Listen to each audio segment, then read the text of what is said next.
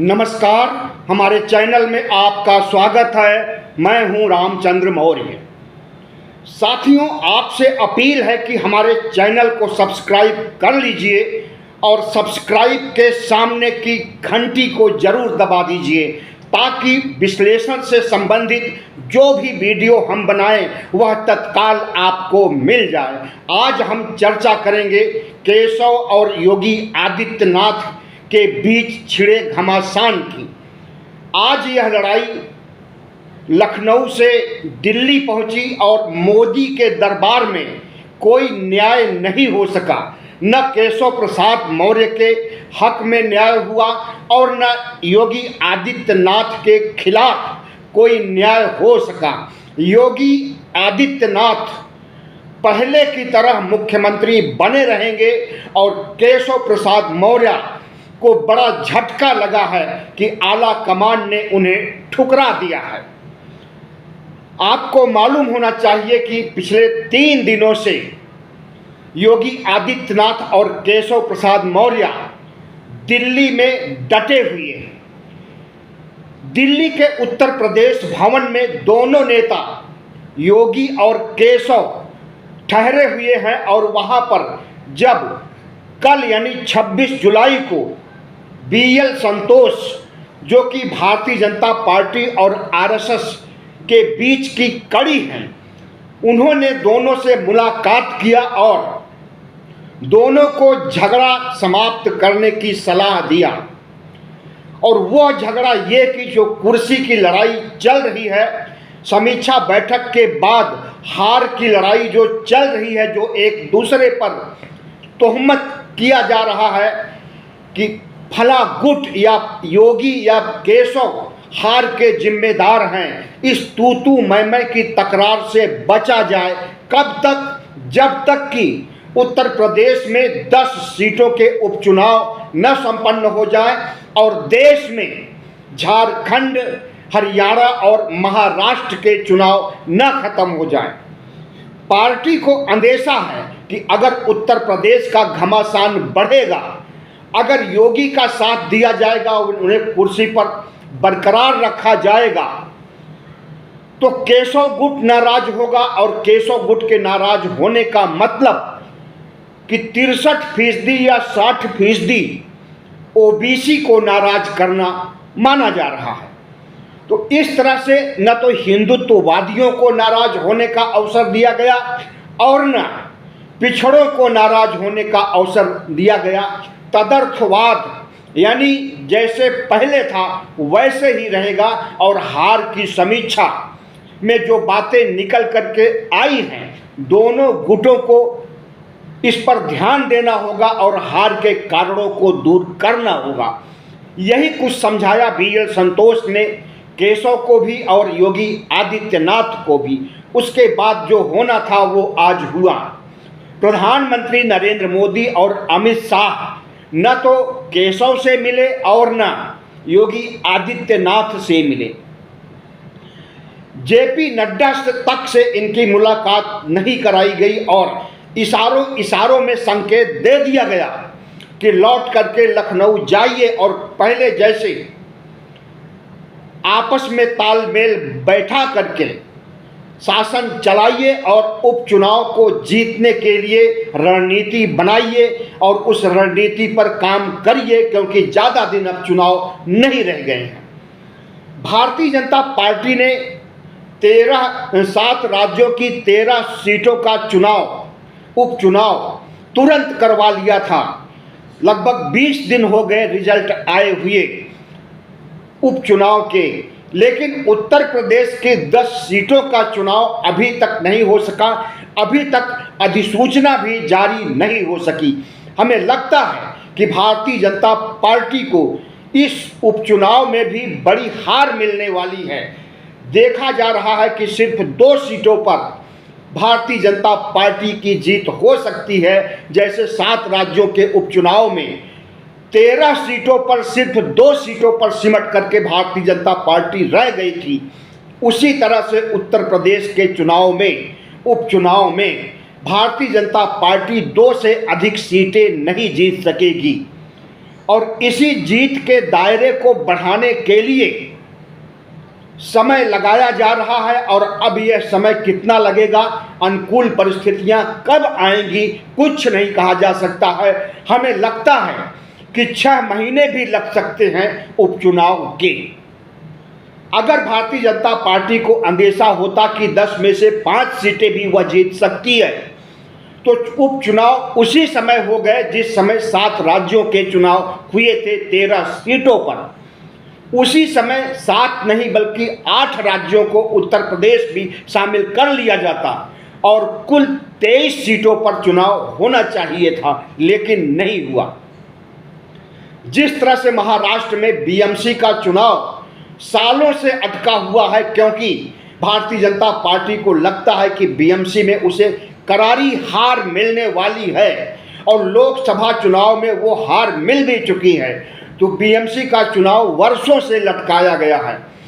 उसी तरह से उत्तर प्रदेश के उपचुनाव को तब तक लटकाए रखा जाएगा जब तक कि भारतीय जनता पार्टी अपनी खोई हुई छवि, अपने हिंदुत्व ब्रांड के नेताओं या हिंदुत्व विचारधारा के साथ सामाजिक न्याय और पिछड़ा आंदोलन को नहीं जोड़ा जाएगा, तब तक इन 10 सीटों पर भी उसे करारी हार मिलेगी और जीत की संभावनाएं क्षीण होंगी। इन्हीं चुनाव के मद्देनजर बीएल संतोष ने दोनों गुटों को समझाया और उन्हें प्रधानमंत्री नरेंद्र मोदी, अमित शाह दोनों ने मिलने से मना कर दिया।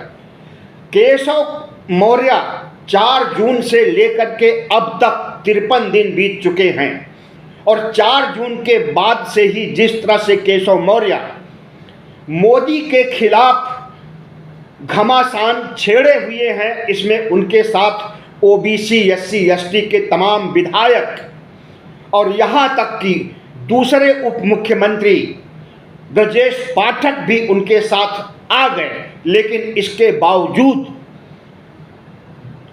योगी गुट से करीब 2 गुना या 3 गुना स्ट्रेंथ होने के बावजूद केशव गुट की नहीं सुनी गई दिल्ली दरबार में। इसका अफसोस जरूर केशव गुट को है। वहीं योगी गुट भी नाराज बैठा हुआ है आला कमान से, क्योंकि वारा न्यारा नहीं हो सका। केशव मौर्य को लताड़ा नहीं गया कि क्यों विद्रोह की आग उत्तर प्रदेश में फैला रखे हैं लोकसभा चुनाव के बाद से। इसी तरह से योगी गुट चाहता है कि हिंदुत्व का मुद्दा, जिसको लेकर कि पसोपेश में भारतीय जनता पार्टी और संघ दोनों है, कि अब इसे मुख्य मुद्दा, मुख्य एजेंडा चुनाव जीतने के लिए बनाया जाए या नहीं, क्योंकि इस पर बड़ी हार सिर्फ उत्तर प्रदेश ही नहीं बाकी राज्यों में भी भारतीय जनता पार्टी की हुई है। और हिंदुत्व के ब्रांड माने जाने वाले योगी को भी भारतीय जनता पार्टी नाराज नहीं कर सकती और पिछड़ों के मसीहा माने जाने वाले केशव प्रसाद मौर्य को भी भारतीय जनता पार्टी नहीं खोना चाहती। दोनों में संतुलन बनाना चाहती है, तालमेल स्थापित करके जो आगामी चुनाव हैं इन्हें जीतने का मन भारतीय जनता पार्टी बना रही है। लेकिन एक सवाल उठता है कि जब योगी गुट और केशव गुट में तल्खी इतनी ज़्यादा बढ़ गई है कि एक देश एक दूसरे को देखना भी पसंद नहीं करते हैं और उनके साथ काम करने या तालमेल बैठा करके पार्टी को जिताने की बात तो दूर, मुख्यमंत्री के ऑफिस में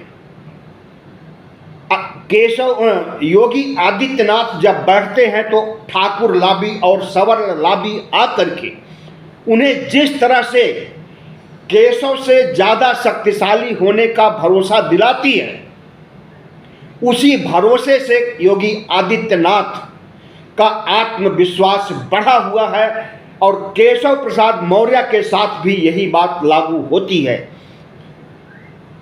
केशव प्रसाद मौर्य सिर्फ अकेले ही नहीं आए थे, बल्कि इनके साथ 100 विधायक और पार्टी के तमाम बड़े नेता यहाँ तक कि पार्टी अध्यक्ष भूपेंद्र चौधरी और संगठन मंत्री भी इनके साथ थे और ये योगी गुट में नहीं है सवर्ण होने के बावजूद। तो पलड़ा तो भारी था केशव का, लेकिन माना जा रहा है कि जीत हुई योगी की। अब इसे केशव गुट कितना पचा पाएगा और योगी गुट कैसे तालमेल स्थापित करके चुनाव में जीत दिलाएगा, यह तो समय बताएगा। लेकिन अभी इतना जान लीजिए कि योगी और केशव के बीच की दूरियां जो पहले थी अब उससे भी ज़्यादा दूरियां बढ़ गई हैं और जो कि पार्टी के हित में नहीं है। प्रधानमंत्री नरेंद्र मोदी और शाह ने योगी आदित्यनाथ और केशव से मिलने के लिए क्यों मना किया और क्यों बीएल संतोष को बीच बचाव करने के लिए दोनों गुटों को समझाने के लिए आगे किया, यह सब हमें लगता है कि आरएसएस की रणनीति का एक तरीका है। आरएसएस नहीं चाहता है कि किसी भी गुट को नाराज किया जाए, दोनों गुटों में तालमेल बना करके रखना चाहता है, संतुलन बना करके रखना चाहता है और आगामी चुनावों को जीतना चाहता है।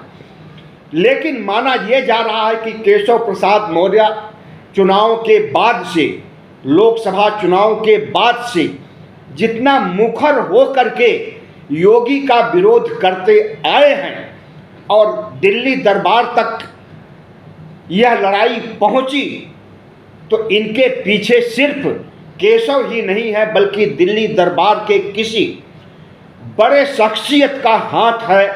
केशव मौर्य के कंधे पर दिल्ली दरबार के किसी कम से कम एक व्यक्ति का हाथ है और वह माना जा रहा है कि अमित शाह का हाथ है। और अमित शाह अगर नहीं चाहते हैं कि योगी आदित्यनाथ निरंतर मुख्यमंत्री बने रहें तो उसकी कई वजह है। सबसे बड़ी वजह तो यही है कि लोकसभा चुनाव में बड़ी हार के लिए जिम्मेदार योगी आदित्यनाथ को ठहराया जा रहा है और योगी आदित्यनाथ अमित शाह को जिम्मेदार ठहरा है। ऐसे में अमित शाह ने केशव मौर्य को सह देना शुरू किया हार के बाद से ही, और उसके बाद केशव मौर्य ने जिस तरह से उत्तर प्रदेश के घमासान को आगे बढ़ाया और दिल्ली दरबार तक आने की नौबत आई, उससे आप अच्छी तरह से परिचित हैं। यहाँ पर लड़ाई सिर्फ योगी और केशव की नहीं है, सिर्फ मुख्यमंत्री पद की नहीं है। लड़ाई के दूरगामी निहितार्थ हैं।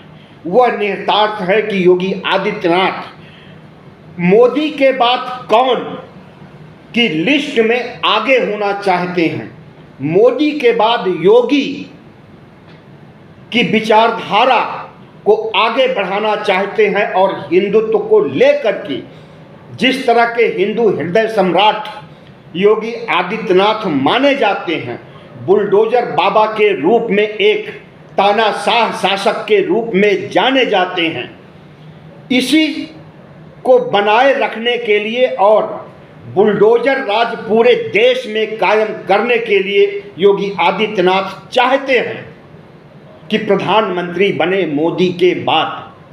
और अमित शाह जो कि प्रधानमंत्री नरेंद्र मोदी के दाहिने हाथ हैं, 2001 से लेकर के 2024 तक जिस तरह से अमित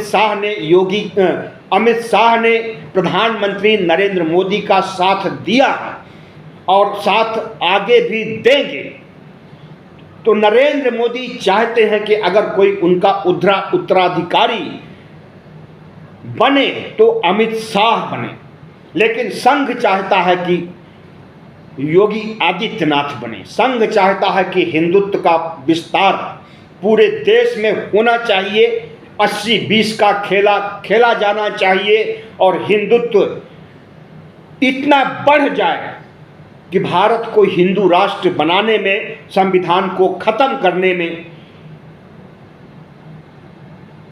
सहूलियत मिले।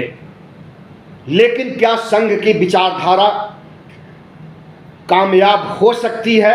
हमें तो लगता है कि संघ की विचारधारा धरी की धरी रह जाएगी। हिंदुत्व को लेकर के संघ कुछ भी कहे, लेकिन जब हम संख्या बल पर आते हैं तो इस देश के अधिकांश मतदाता, अधिकांश देशवासी चाहते हैं कि भारत धर्मनिरपेक्ष राष्ट्र बना रहे।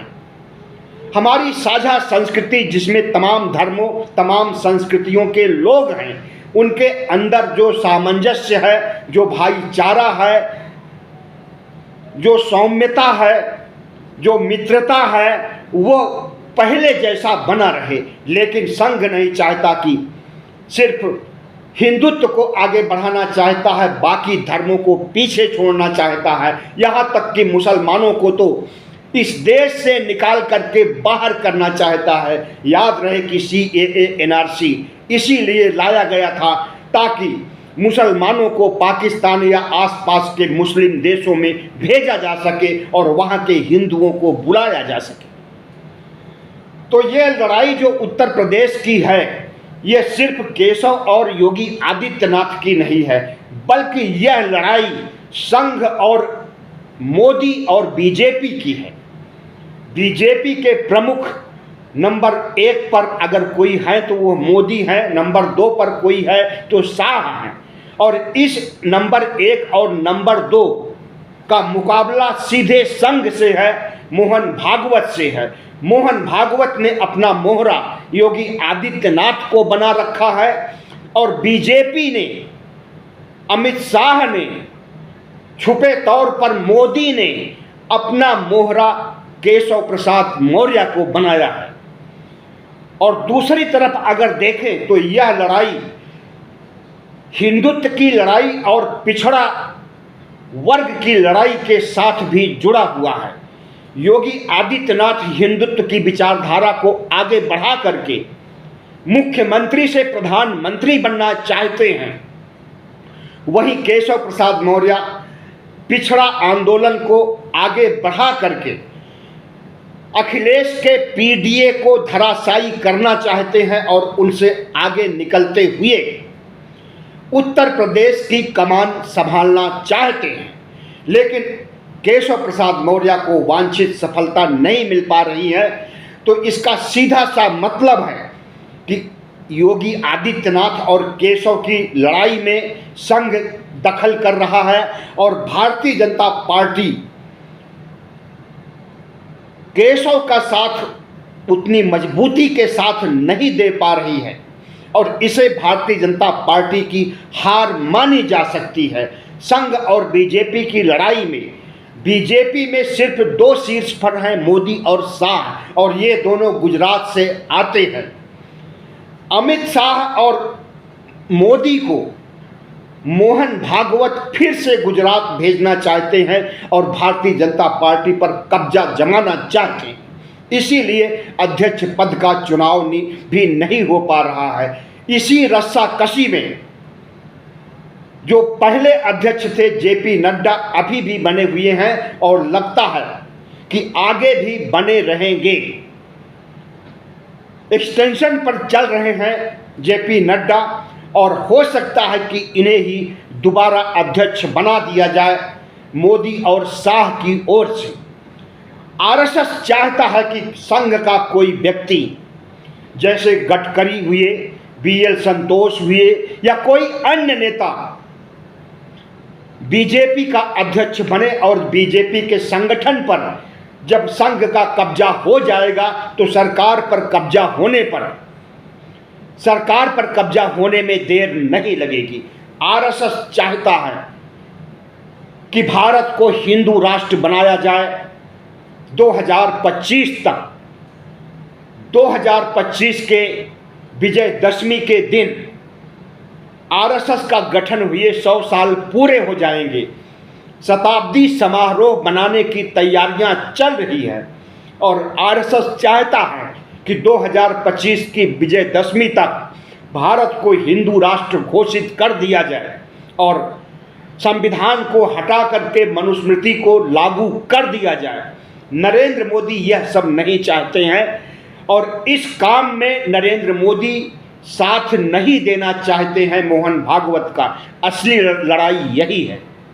और इस लड़ाई को अगर उत्तर प्रदेश के परिप्रेक्ष्य में देखा जाए तो दोनों अपने अपने दावे जो कर रहे हैं, एक हिंदुत्व विचारधारा को आगे बढ़ाने की बात कर रहा है, दूसरा पिछड़ावाद को आगे बढ़ाने की बात कर रहा है।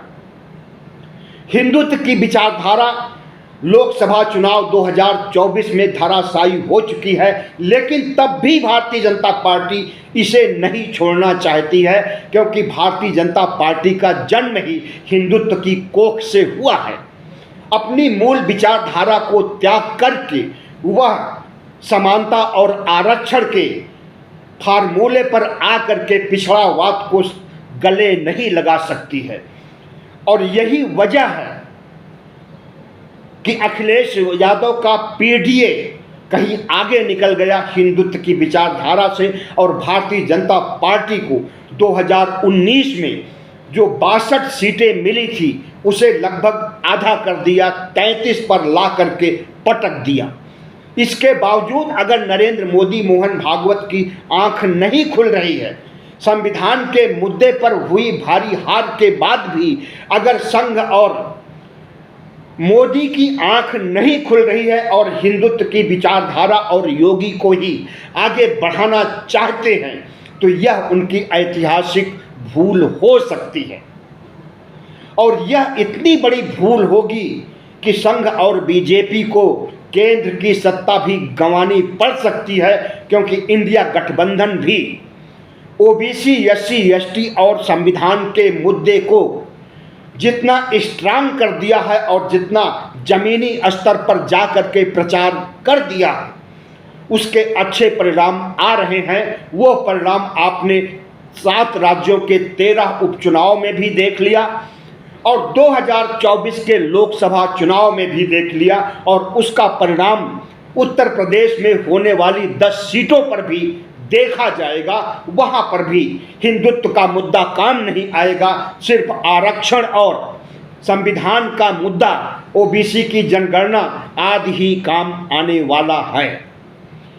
हमें लगता है कि भारतीय जनता पार्टी की उल्टी गिनती शुरू हो गई है भारत मुक्त होने की, और जब किसी की उल्टी गिनती शुरू होती है तो सबसे पहले उसकी मति भ्रष्ट हो जाती है।